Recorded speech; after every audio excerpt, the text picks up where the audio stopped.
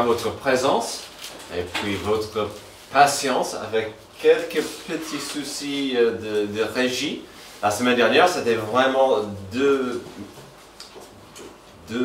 machines qui ne voulaient pas se parler. Aujourd'hui, c'est plutôt le personnel, mais on va faire notre mieux.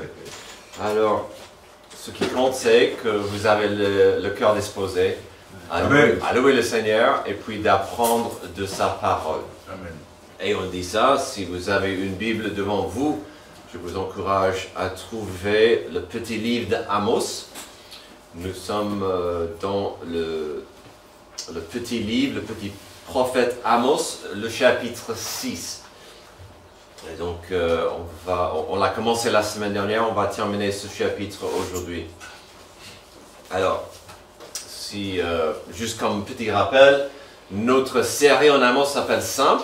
C'est parce que, pour plusieurs raisons, d'abord, c'était le monsieur lui-même, Amos, était un simple berger. Et donc, lui, il n'était pas forcément formé, il ne venait pas d'une famille grande et puissante. C'était juste un homme, pas de la rue, mais de la terre, qui a reçu l'appel de Dieu. Et puis, le message de Dieu pour lui, c'était tout simple. C'était vraiment la repentance et de comprendre pourquoi Dieu était gêné et triste vis-à-vis de l'attitude du peuple. Si nous avons chanté ce matin vraiment du salut et de notre Sauveur, ça c'est la bonne nouvelle. La mauvaise nouvelle, c'est que notre passage va vraiment parler de l'opposé, de l'enfer, de la vie qui est la vie qui est un cauchemar sans accepter Dieu. Quand on tourne le dos à Dieu, on verra ce cauchemar tout à l'heure. Alors, lorsque nous avons commencé le chapitre 6, dimanche dernier, nous avons trouvé Amos dans une attitude d'avertissement. C'était presque comme si il criait au peuple, « Vous accélérez vers une ligne rouge et vous le faites à une vitesse dangereuse. » Tout à l'heure, notre frère a parlé d'une ligne rouge que le monde avait aux années 50, après la Deuxième Guerre mondiale. Parfois, on arrive aux lignes rouges. Et Amos disait la semaine dernière, vous vous approchez à cette ligne. Nous avons vu ceci. Il est dangereux pour quelqu'un de placer sa confiance ou sa sécurité dans sa position, dans sa prospérité et dans son plaisir. Voici quelque chose des faux dieux, une fondation fausse. On ne peut pas baser sa vie sur ces trois choses. C'était comme si, à travers Amos, Dieu disait, vous êtes coupable de ces trois attitudes et vous courez un grand risque. Et donc, voici ce bonhomme qui tombe dans l'eau froide. Vous courez bien trop vite vers une ligne et si vous la franchissez, ça deviendra trop tard pour vous. Parlons un moment des lignes rouges. Ma génération, quand j'étais gosse, on grandissait avec des lignes rouges et inflexibles. Des adultes à l'époque avertissaient simplement certaines lignes, certains dangers, et c'était à nous de mettre en pratique ce qu'on nous enseignait. Quelques exemples. Ne mets pas une fourchette dans une prise électrique. Aujourd'hui, ça semble tellement simple, mais aujourd'hui, qu'est-ce qu'on fait? S'il a un bébé, on va en fait bloquer l'accès à ces prises. Mais à l'époque, on disait simplement, ne fais pas ça. D'accord? Donc voilà, on comprenait, il vaut mieux pas affranchir certaines lignes. Je ne vais pas demander qui a essayé. D'accord? Non, mais je n'ai pas essayé, j'ai compris. Si vous nagez et il y a une tempête qui arrive avec des éclairs, quittez l'eau. Si l'éclair frappe l'eau et vous êtes dedans, même chose. J'ai quelque chose contre l'électricité ce matin apparemment. Le danger d'être dans l'eau avec des éclairs qui frappent. Voilà. Alors, si vous n'avez encore quelques lignes rouges, j'avais, comme certains de vous le savent, j'avais une enfance assez particulière, mais moi j'entendais souvent, si vous nagez à la mer, vous voyez ce poulpe, et cette pieuvre, ou ce serpent, Restez très loin. Quittez l'eau même. C'est pas la peine de toucher ça. Il est rempli de venin. Ça peut vous tuer lui aussi. Donc, c'était vraiment quelque chose. Alors, je voyais très peu de ça, mais ça, c'était... Je voyais ça tout le temps dans la mer quand je nageais. On quittait l'eau. Il ne faut pas jouer avec certaines choses. C'était des choses non négociables.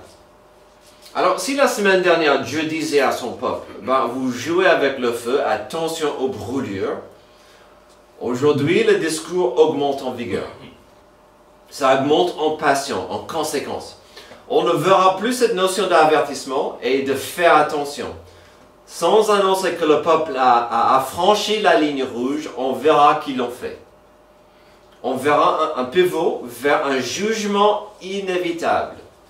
Au lieu de dire, il est dangereux d'appuyer sur ça, ça et cela, il dira, puisque vous avez tourné le dos à Dieu, quand, pas si, mais quand sa justice tombe, lorsque le jugement de Dieu frappe, vous n'aurez plus d'espoir. Amen. Ça va arriver. C'est trop tard pour vous. Alors aujourd'hui, j'espère qu'il n'y a personne ici qui joue avec le feu, figurativement ou littéralement. Il n'y a personne ici qui provoque la justice de Dieu, qui continue de marcher contrairement à sa volonté. Si tel est le cas, nous avons dans notre passage aujourd'hui un aperçu précieux de l'enfer qui attend pour de tels gens. On verra un enfer qui attend pour ceux qui refusent la repentance. Alors, si aujourd'hui on est très béni et il n'y a personne qui se trouve dans une situation de jugement imminent, deux choses devraient se produire en vous ce matin, pendant la prédication. La première chose serait d'avoir une grande reconnaissance de la miséricorde et la patience de Dieu. Si vous êtes en règle avec Dieu, ce passage devrait vous encourager et toucher votre reconnaissance. Dieu soit loué, je ne suis pas dans cette position d'être jugé. Deuxième chose serait un grand sentiment d'empathie et compassion pour quelqu'un dans votre vie, quand même, qui court le risque de la justice de Dieu. Et nous connaissons tous des gens qui couraient ce risque, qui couraient vers une ligne rouge avec Dieu. Notre passage ne peut pas nous laisser indifférents aujourd'hui, car comme j'ai dit, c'est un aperçu de l'enfer du jugement de Dieu. Notre passage n'est pas gai, il n'est pas joyeux. Franchement, notre passage est un cauchemar. Et quand je dis un cauchemar, en fait, c'est un cauchemar figuratif et prophétique. Car nous verrons des images, des scénarios apocalyptiques qui arriveront quand la justice de Dieu tombe sur un peuple qui a rejeté le salut de Dieu. Amen. De tels passages existent dans la Bible pour nous avertir, nous aider et nous préparer à comprendre l'enfer d'une personne qui refuse le salut qu'offre Dieu. Donc, soyez prêts. C'est pas joli, mais c'est important d'apprendre de ce passage. Dans notre passage, nous découvrirons 3 justifications insensées et tristes des gens qui refusent de se repentir et d'accepter le salut de Dieu. On voit le jugement sur ceux qui ont tourné le dos à Dieu. Ne tombez pas dans ce piège aujourd'hui. Ne surtout pas considérer les 3 justifications qu'on verra. Parce que c'est plus que dangereux de jouer avec un tel feu. La première folie, la première chose grave, c'est la folie de s'appuyer sur sa propre sécurité. Verset 8. Le Seigneur, l'Éternel, l'a juré par lui-même. C'est une déclaration de l'Éternel, le Dieu de l'univers. J'ai en horreur l'orgueil de Jacob et je déteste ses palais. Je livrerai la ville et tout ce qu'elle contient. Là, on voit un problème de cet faux espoir, cet orgueil sur la sécurité que j'ai créée moi. Je suis fort, je suis formidable, rien ne peut me toucher. Maintenant, le message revient à Israël, aux 10 tribus au nord. Le verset 8 commence avec une explosion de puissance. Pourquoi j'ai dit ça? Car il est rare de voir Dieu jure sur quoi que ce soit, et puis il n'y a rien plus sûr ou certain que de jurer par lui-même. Normalement, Dieu n'a pas besoin de dire « je jure », parce que sa parole est vraie, est forte. Mais là, il est si déçu, il jure sur lui-même. Ah, c'est fort ça. Donc sans savoir la suite, cette phrase est déjà forte, lourde et mérite notre attention. Là, l'Éternel ne joue pas. Que dit-il? Il a en horreur l'orgueil de Jacob, des 10 tribus d'Israël. Nous avons vu à plusieurs reprises pourquoi ces gens étaient orgueilleux et de où venait cette fierté trop élevée. C'était un mélange de leur état actuel, et on a vu ça à plusieurs reprises, mais je vous l'ai rappelé la semaine dernière. C'était un petit mélange, ou un grand mélange de 3 choses. La prospérité. Il y avait beaucoup de gens riches pendant une période de paix. Alors, quand vous avez la prospérité et vous avez la paix, la vie est belle. Amen. La vie est belle. Et en plus, il y avait cette notion qu'ils étaient le peuple béni de Dieu. Donc la prospérité était une chose, la paix était une chose, mais tout ça c'était parce que Dieu nous aime tant. C'est difficile de réveiller un peuple comme ça. C'est difficile de réveiller quelqu'un qui est trop à l'aise dans leur fierté, dans leur orgueil. Et donc, c'était compliqué pour eux d'écouter. Quel mélange superficiel et tordu. Puisque la vie est belle, puisque Dieu nous bénit tant, on est le meilleur. Et rien ne peut nous toucher. La Bible parle énormément de l'orgueil, ses dangers et combien Dieu le déteste. C'était à ce stade où j'allais vous citer un tas de versets comme Proverbe 11, 2, Proverbe 16, 5, Proverbe 16, 18, pour commencer. Si vous prenez des notes, je vous encourage de regarder quand même ces proverbes parce qu'ils sont forts par rapport à l'orgueil et comment Dieu le voit. Mais finalement, je suis tombé sur 2 versets en Jérémie qui résument tellement bien le conflit de notre passage, le problème qui s'y trouve et la solution. Sachez que Jérémie venait quelques années après Amos. Mais on dirait que Jérémie est en train de décrire le problème que Amos voyait. C'est incroyable ce que Jérémie a écrit quand on voit le problème à Amos. Voici ce qu'il dit l'Éternel, que le sage ne se montre pas fier de sa sagesse. Amen. Que le fort ne se montre pas fier de sa force. Que le riche ne se montre pas fier de sa richesse. Vous voyez, c'est comme si Jérémie parlait de la génération avant lui. Sagesse, fierté, prospérité, mais que celui qui veut éprouver de la fierté mette sa fierté dans ceci. Le fait d'avoir du discernement et de me connaître. Amen. En effet, c'est moi l'Éternel qui exerce la bonté, le droit et la justice sur la terre. Oui, c'est cela qui me fait plaisir, déclare l'Éternel. Dieu dit, en fait, ça ne m'intéresse pas votre prospérité, votre orgueil. Ce qui m'intéresse, c'est la justice, le droit. Et on verra ces valeurs tout à l'heure.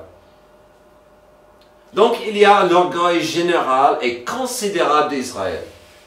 Mais quand même, Dieu a ajouté plus, n'est-ce pas? Il a dit, oui, je déteste l'orgueil de Jacob, mais il y avait un trésor du peuple qui gonflait encore plus leur fierté.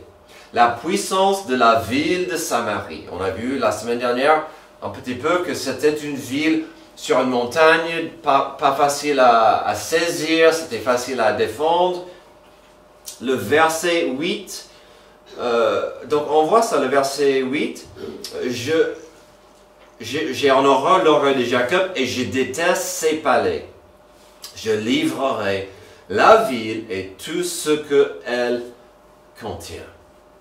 Donc vous mettez votre fierté, votre orgueil dans votre capitale. C'est rien pour moi d'enlever ça. À un moment donné, Dieu a dit, je vais enlever cette source d'orgueil, cet objet de faux espoir de vous. Voici la sort de toute personne sur la planète qui ose dire, je n'ai pas besoin d'accepter la grâce de Dieu. Je n'ai pas besoin d'accepter la miséricorde de Dieu. Je n'ai pas besoin d'accepter le salut qu'offre Dieu, car moi, j'ai ma sécurité à moi. Je suis assez fort, je n'ai pas besoin de Jésus. Attention, ce passage est clair qu'une telle attitude est dangereuse. Aujourd'hui, quelle est votre sécurité?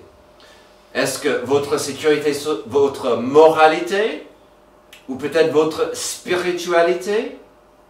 Est-ce que votre sécurité, c'est votre jeunesse? Oh, je suis jeune. J'ai pas mal d'années de m'occuper de certaines choses plus tard. Aujourd'hui, c'est le plaisir, parce que je suis jeune. Est-ce que votre sécurité, c'est vos intentions? Oh, je veux faire le bien. Je veux voir la paix. À une telle liste, je dirais ceci. L'apôtre Paul a regardé sa vie, avec son CV, avec ses bonnes œuvres, avec toutes ses capacités, toutes les choses qui sembleraient des atouts de sécurité.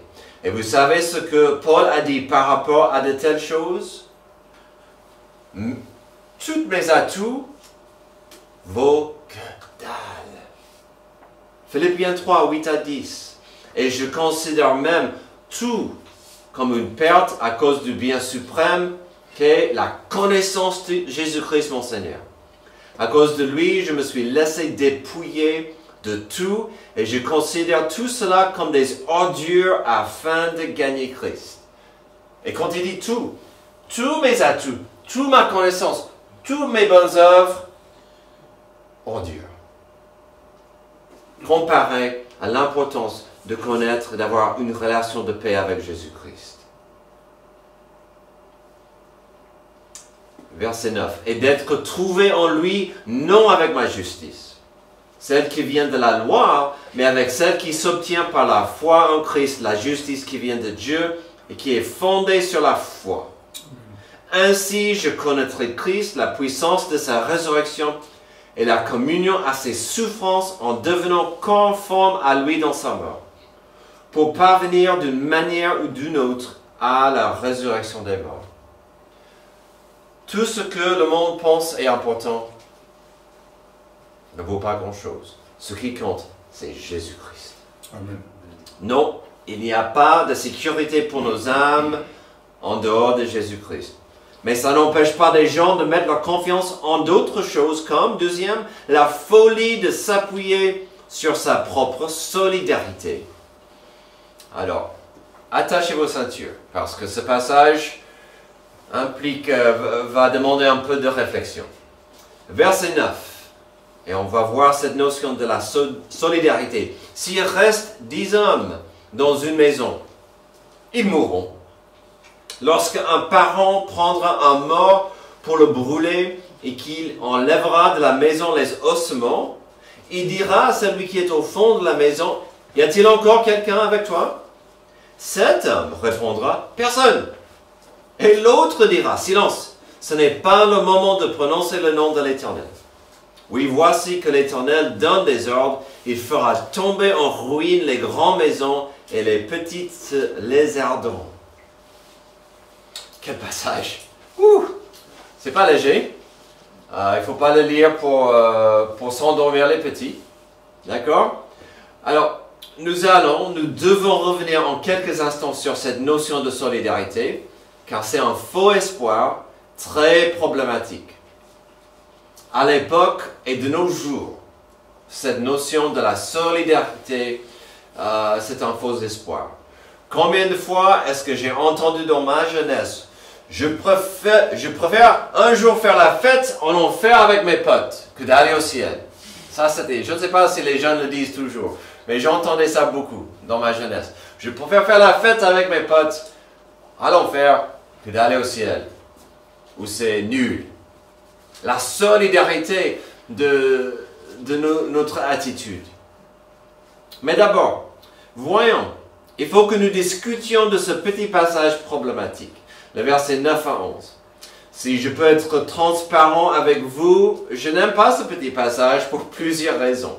D'abord, ce n'est pas très clair. Ce passage n'est pas clair. Il parle dans plusieurs sens. Le plus qu'on le lit, le plus qu'on devient confus. Au verset 9, on voit tout de suite le danger du faux espoir, de la solidarité, avec 10 gens ensemble, sous le même toit. On est 10, on est bien cachés sous cette maison forte, on va tenir le coup. Il dit non. 10 personnes, ils sont tous morts. 10 personnes, ce n'est pas assez, les 10 vont mourir. Et puis, on pense que cela ne peut pas s'empirer, parce qu'il y a 10 personnes mortes dans la maison, et hop, le verset 10 arrive. Qui dit le verset 10, lorsqu'un parent prendra un mort donc de la maison pour le brûler, qu'il enlèvera de la maison des ossements, il dirait à celui qui est au fond de la maison, y a-t-il encore quelqu'un avec toi? Donc, encore beaucoup de confusion. Normalement, à l'époque, on ne brûlait pas des corps. Donc déjà, on est dans une situation très extrême, qu'un parent, quelqu'un de la famille, doit venir pour chercher un mort. Il veut s'occuper du corps, mais il va le brûler, les ossements. Donc déjà, c'est bizarre. Ça implique, comme j'ai dit, une scène apocalyptique.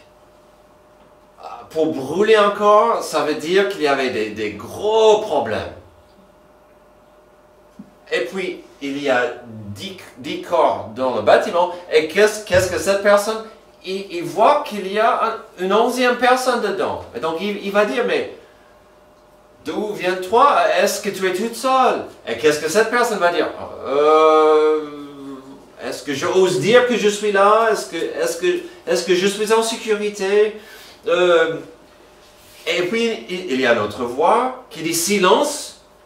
Ce n'est pas le moment de prononcer le nom de l'Éternel. Cette histoire, c'est bizarre. C'est bizarre. Et cette troisième voix va dire, prononçons pas le nom de l'Éternel.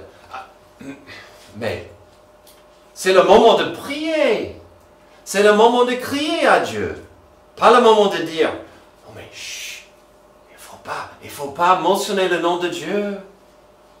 Je lisais cette semaine dans ma lecture, j'étais en Apocalypse 16, je pense, et c'était la même attitude.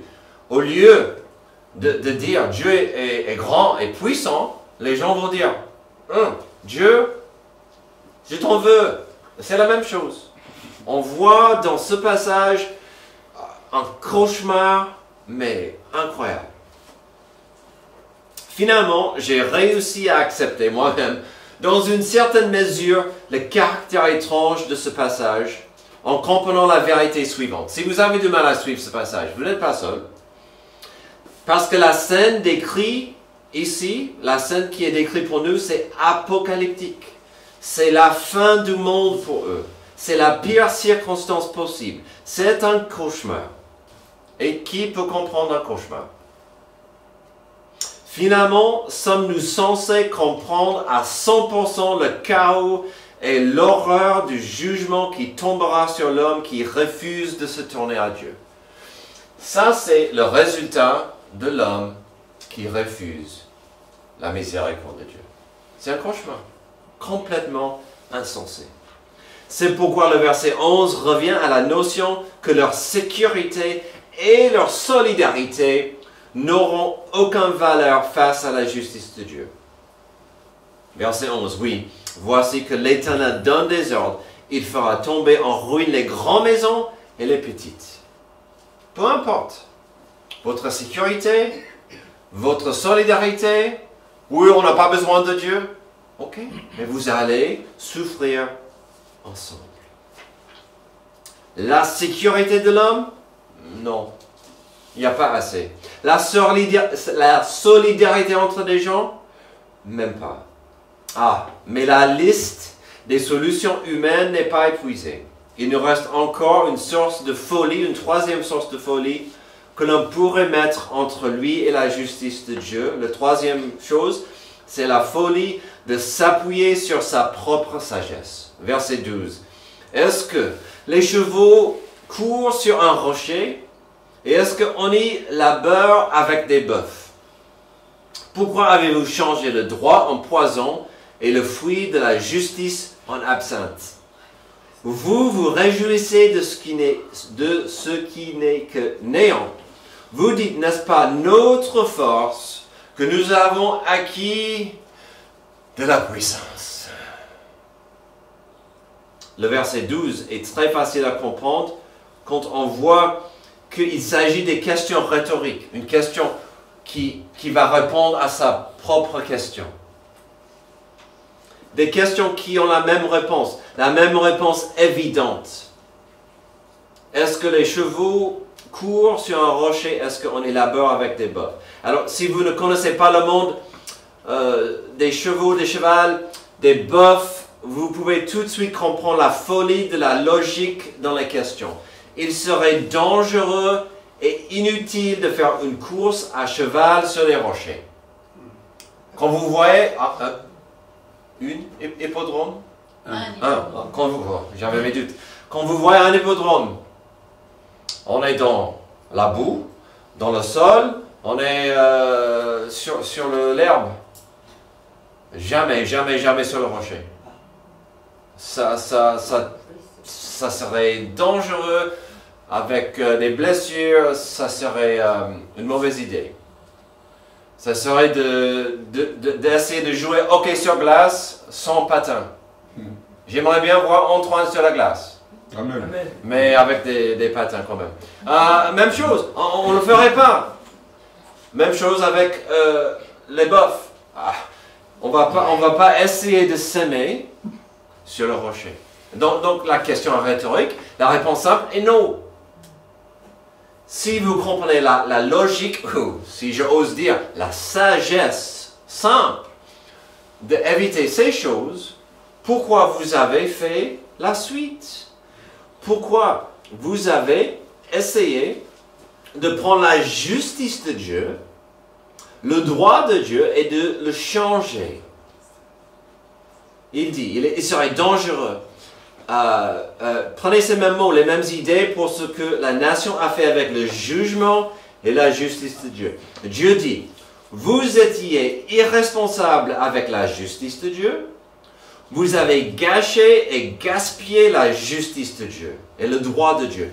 Vous avez pris la volonté de Dieu pour le peuple, vous l'avez rendu inutile. La justice doit être une bonne chose, le droit doit être précieux, et vous l'avez changé en absinthe. Encore, c'est un message fort aux dirigeants, comme nous avons entendu tout à l'heure. Nos dirigeants ne pensent pas à ce qui est sage et correct pour le peuple. Ils changent ce qui est droit en absinthe. Et ça, c'est dans une main. Dans une main, vous avez rendu la justice de Dieu inefficace. Puis, selon le prochain verset, au verset 13, dans l'autre main, vous avez élevé et glorifié votre propre gloire et vos accomplissements. Verset 13. Vous vous réjouissez de ce qui est néant. Vous dites, n'est-ce pas notre propre force, n'est-ce pas par notre force que nous avons acquis de la puissance. Donc,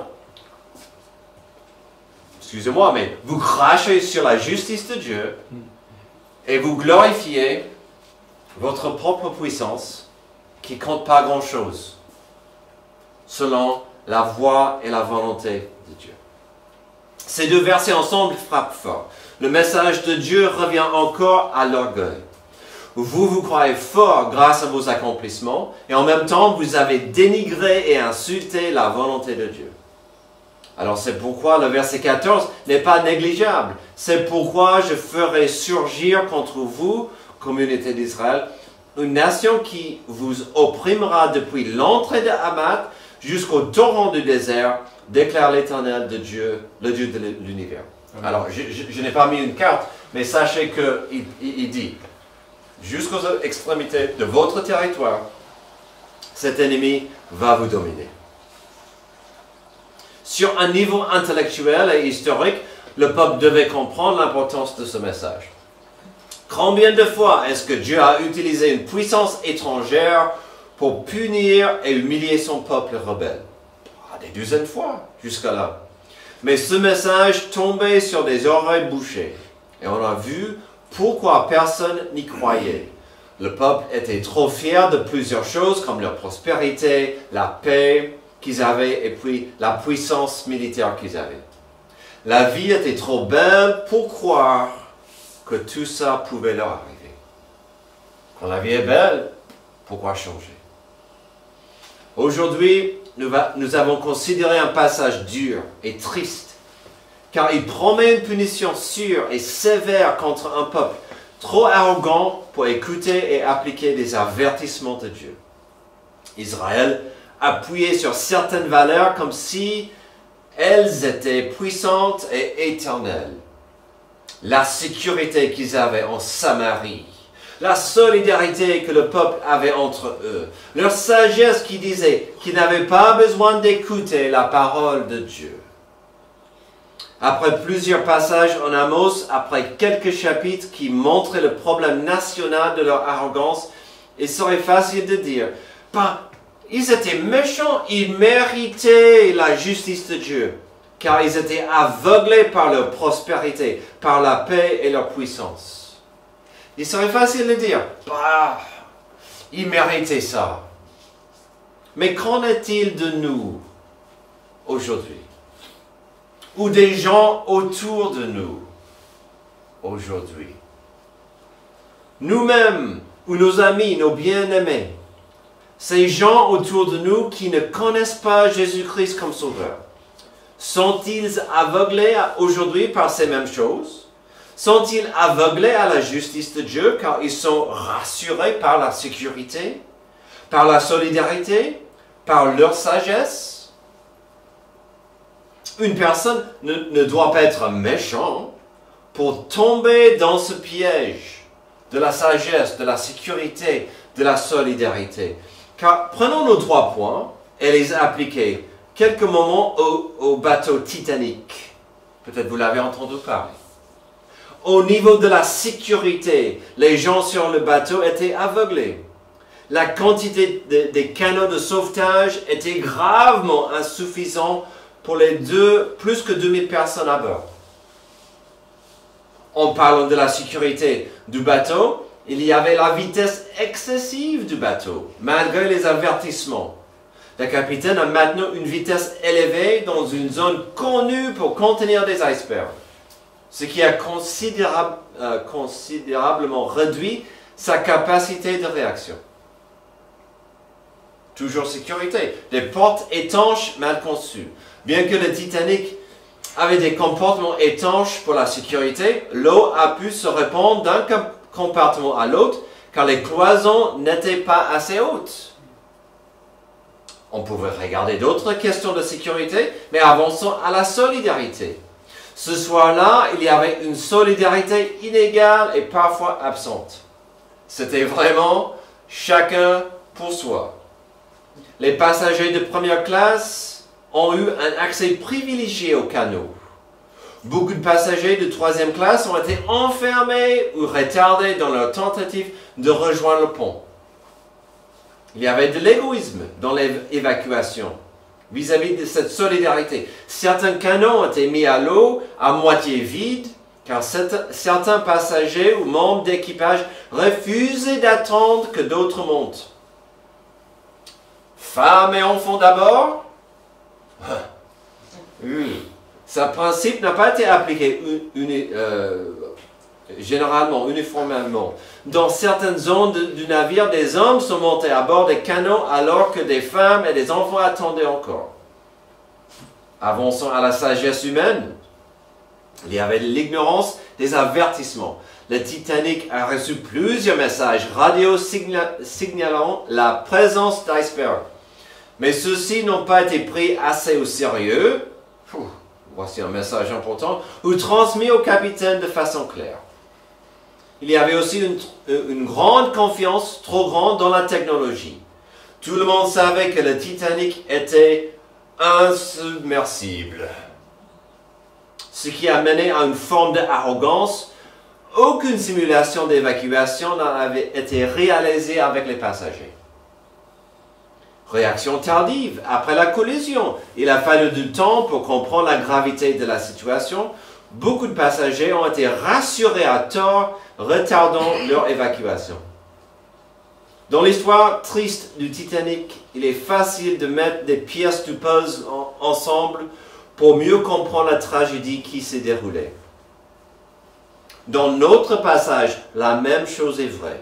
On voit à la fin du chapitre 6 que lorsque la justice de Dieu doit tomber sur quelqu'un, cela ne va pas se produire sans des avertissements de Dieu avant. Ça, c'est la bonne nouvelle.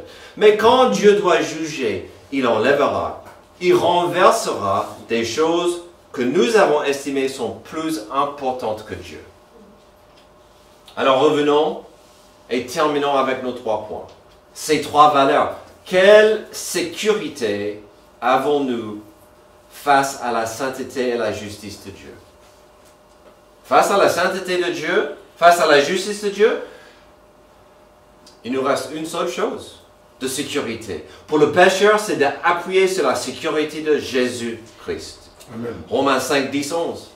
En effet, si nous avons été réconciliés avec Dieu grâce à la mort de son Fils, lorsque nous étions ses ennemis, nous serons à bien plus forte raison sauvés par sa vie, maintenant que nous sommes réconciliés.